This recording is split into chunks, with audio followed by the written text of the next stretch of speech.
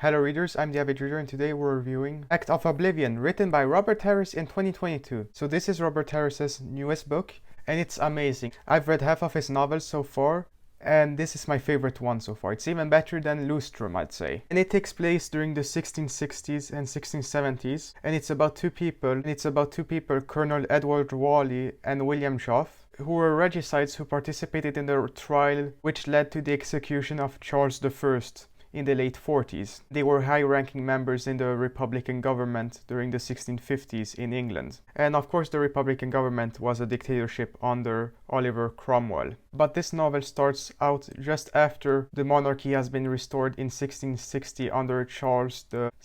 So Whalley and Joff have gone to America in hiding, as now you have an Act of Oblivion, which basically says everyone who participated in the execution of the king will be brought to trial, and it will be a mock trial kind of, so they will be executed. And the secretary of the regicide committee in this book is Richard Naylor. So Whalley and Joff are real characters in the world. But Richard Naylor is entirely fictional, I believe. I think a lot of this book is historically accurate, but towards the end the author has to speculate. And this book is definitely great historical fiction. So this novel starts out with the two colonels arriving in Cambridge, Massachusetts, and they are staying with a guy named Gawking. They live quite freely in the first months during America, so they arrive in the summer. Towards the winter they have to hide because you have Naylor and his investigators who are finding out stuff about them that they're in America.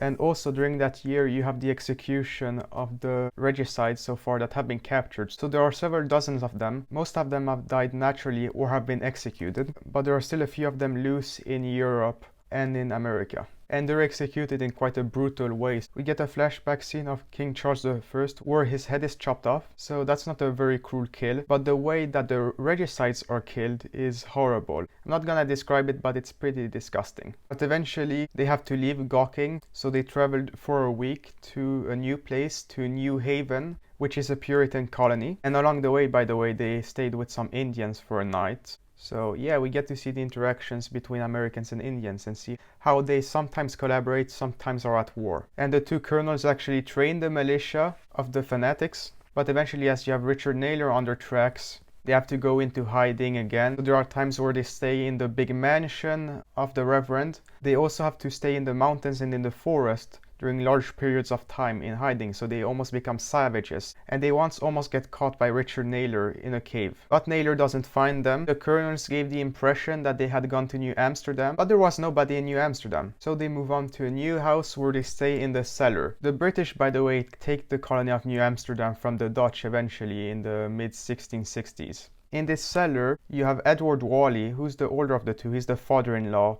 of William Goff. He decides that he's going to write a memoir of his cousin, Oliver Cromwell, who was the Lord Protector of the English Republic, so the de facto dictator. Naylor wants these guys really dead. That is because when Cromwell was in power, Whalley and Joff were involved in bothering a church on Christmas where Naylor was at. Remember, they have weird religious views. And they caused the wife of Naylor to have a miscarriage and die. But after New Amsterdam is captured, they have to move place again. So I believe they go to the mountains again for some time. And then eventually they move on to a quieter place known as Hadley, which is further in America. And back in England, you have a war between the Dutch and the English. The Dutch are kind of winning. There was a prediction among Christians that there would be an apocalypse in the mid-60s. You actually had a plague during that time, which killed a lot of Londoners. You have the war between the Dutch and the English. You had a great fire in London, but the family of the colonels are fine. But in 1667, Edward Whalley has a stroke, but he succeeded in finishing his manuscript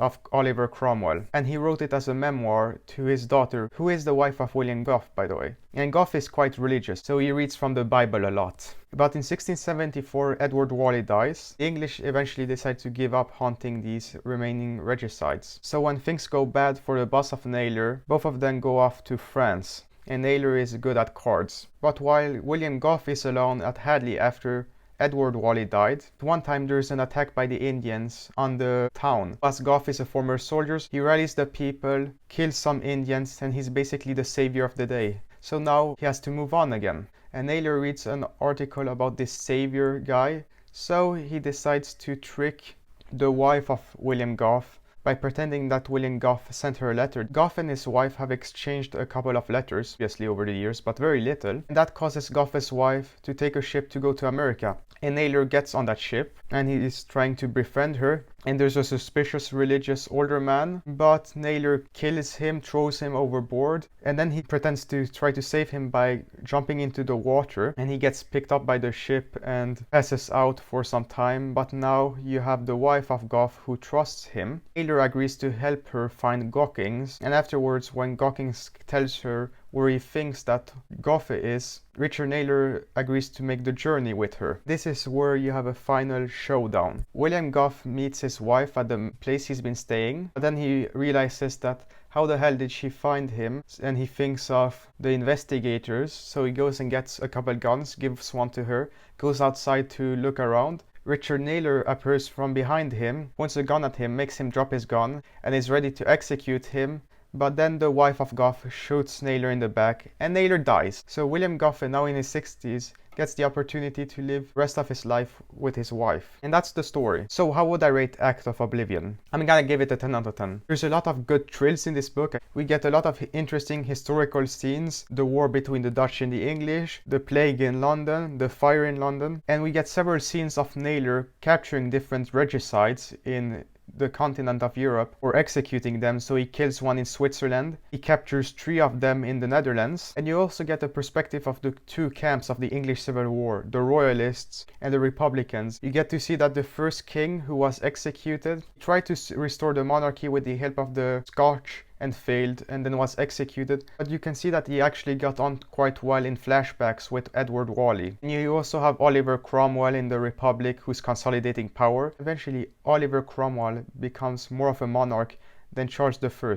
So the parliament loses all of its power eventually under Cromwell. And you get a lot of interesting traveling of the 2 colonels in America. We get to see several Christian fanatics. By the way, William Joff burned the manuscript of Cromwell when he found it after Edward Whalley was dead, because it doubted the leadership of Cromwell. You have a critical view of the English monarchy during this period, but also of the Cromwell dictatorship. And this is the 8th novel by Robert Harris I've read, I believe. So yeah, this is better than the 7 ones that I've read already. If you want to learn what happens when you kill a king in England, you can read this book. If you're gonna read historical fiction, then you should read Act of Oblivion. 10 out of 10. Amazing job, Robert Harris. I look forward to reading more of your books. If you want to learn about another great historical novel, then I would recommend you to check out my book review of The Man from St. Petersburg, written by Ken Follett. Robert Harris has written a lot of great novels, but I like this one by Ken Follett. This is the only one I've read so far, but it's interesting. It's about an anarchist trying to prevent World War I by killing a Russian prince. Anyways, I'm the Avid Reader, and I will see you readers next time.